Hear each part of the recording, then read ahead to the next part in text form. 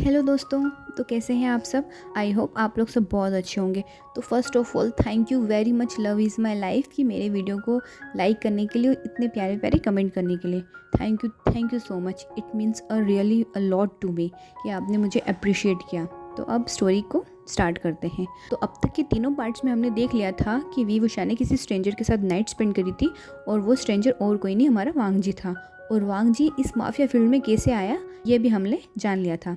अब उसके आगे वी वुशान होटल से भागता हुआ निकलता है और फटाफट अपने घर पहुंचता है, जहां उसके मदर फादर ऑलरेडी उसका वेट कर रहे थे, क्योंकि वो बहुत कंसर्न थे क्योंकि वीवुशान ने एक भी कॉल नहीं किया था उन्हें। तो वीवुशान आते ही सफाई देते हुए बोलता है कि मॉम डैड मैं न्यू सैंग के साथ था पूरी रात, और मुझे पता ही नहीं चला कि कब हम रात भर से सुबह हो गई। तो विंग की मदर कंसर्न होते हुए बोली कि एटलीस्ट तुम्हें मुझे कॉल कर देना चाहिए था। तो विंग बोलता है कि I am really sorry mom, next time ऐसा पक्का नहीं होगा, मैं आगे से ध्यान रखूंगा। तो वो लोग भी इतना माइंड नहीं करते हैं और उसके फादर ऑफिस चले जाते हैं और उससे बोलते हैं कि अपना ध्यान रखना। वीवुशान भी फटाफट फ्रेश होकर कॉलेज के लिए निकल जाता है। अब हमें कॉलेज का सीन बताते हैं, जहाँ पर नी हुसैन ऑलरेडी उसका वेट कर रहा था और उसका फेस काफ़ी ज़्यादा स्कैरी था। नी हुसैन ने आते ही वीवुशान से पूछा कि क्या तुम मुझे एक्सप्लेन करने की कोशिश करोगे कि तुम पूरी रात कहाँ थे। वीवुशान थोड़ा सा नर्वस होता है और हल्के से हंसते हुए बोलता है कि अरे ये कोई बिग डील भी नहीं थी, मैंने सिर्फ एक एडवेंचर प्लान किया था और बस मैं उसी में बिजी था। तो नी हुसैन अपनी एक आईब्रो को राइज करते हुए बोलता है कि अच्छा एडवेंचर, वो भी पिछली रात को, क्या तुम मुझे बताने का कष्ट करोगे कि वो एडवेंचर क्या था। वेनिंग भी थोड़ा कंसर्न होते हुए बोला कि हम लोग तुम्हारी बहुत चिंता हो रही थी विंग, एटलीस्ट तुम्हें हमें बताना तो चाहिए था। तो विंग बोलता है कि वो सब्जेक्ट चेंज करते हुए बोलता है कि ओके हम लोग क्लास के लिए लेट हो रहे हैं, ये सब बातें हम लोग बाद में करेंगे। जैसे ही वो लोग क्लास में पहुंचते हैं और नी हुसैन विंग के पास ही बैठा होता है और वो विंग की नेक पर एक बाइट मार्क देख लेता है और वो उसे टीज करते हुए बोलता है कि विंग ये तुम्हारी नेक पे क्या हिक्की है। तो वीवुशान थोड़ा सा ब्लश हो जाता है और वो उसे अपनी कॉलर से छुपाते हुए बोलता है कि नहीं ऐसा कुछ नहीं है, तुम क्लास में फोकस करो। नी हुसैन और वेनिंग एक दूसरे को देखते हैं। वेनिंग को ये देख के थोड़ा सा हर्ट फील होता है, क्योंकि वो ऑब्वियसली वीवुशान को लाइक करता है, बट फिर भी वो लोग अब क्लास में ध्यान देते हैं। वो लोग क्लास को अटेंड करते हैं और एज़ यूजुअल बच्चों को बुली करने के लिए निकल जाते हैं लंच ब्रेक में। वो लोग तीनों के तीनों कैंटीन एरिया में बैठे होते हैं और तभी एक नया स्टूडेंट आता है। तो विंग उसे बुलाता है कि तुम्हारा नाम क्या है। वो स्टूडेंट काफ़ी नर्वस हो जाता है और बोलता है कि मेरा नाम जाओ जिशु है।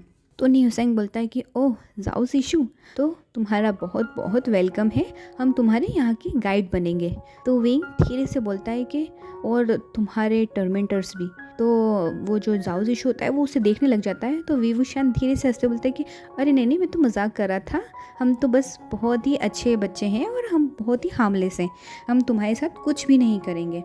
और ऐसे ही करके उसे काफ़ी ज़्यादा लंच और उसके पैसों से काफ़ी ज़्यादा ऑर्डर कर लेते हैं। हालांकि वीवुशान और न्यूसेंग दोनों ही रिच होते हैं, बट वो बुली करने के लिए कुछ भी कर लेते हैं। तो वो लोग ऐसे ही प्ले करते रहते हैं और वीवुशान जो होता है वो वेनिंग को नोटिस करता है कि वेनिंग थोड़ा सा अपसेट माइंडेड था।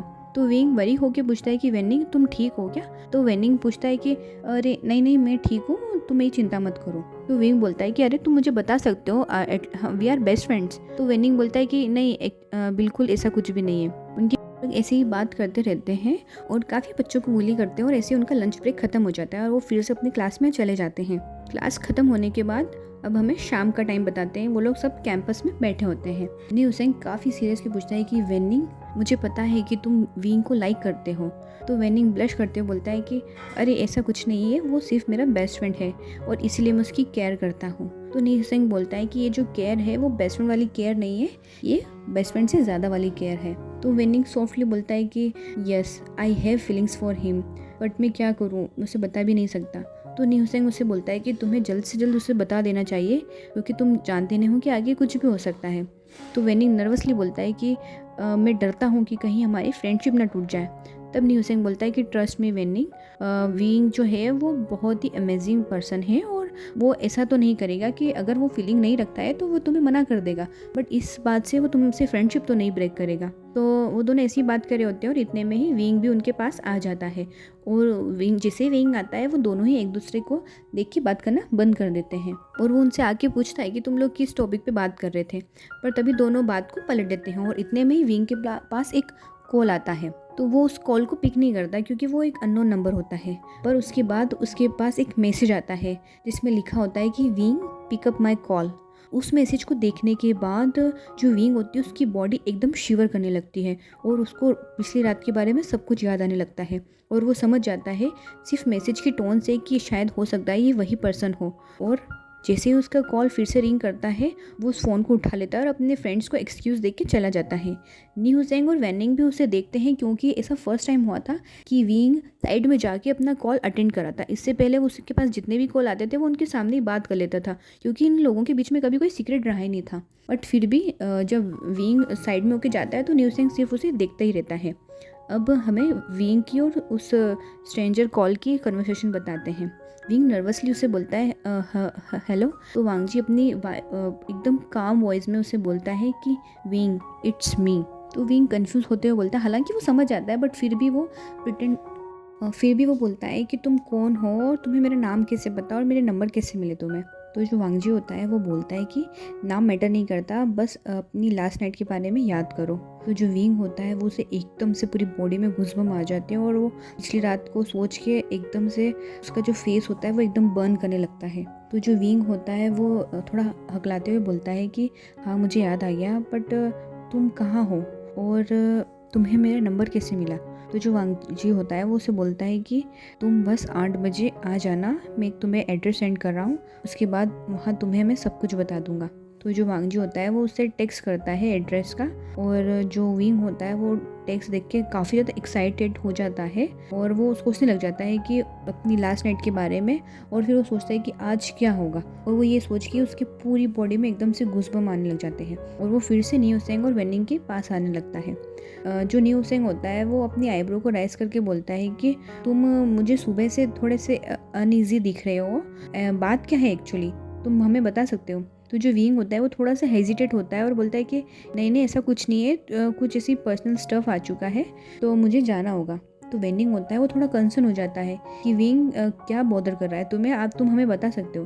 तो जो विंग होता है वो स्माइल करके बोलता है कि नहीं ऐसा कुछ भी नहीं है, बस ऐसे एक प्लान आ गया था तो बस मैं जा रहा हूँ वहीं पे। और वो उन्हें बिना बताए बस वहाँ से चला जाता है अपने घर के लिए क्योंकि उसे रेडी होना था।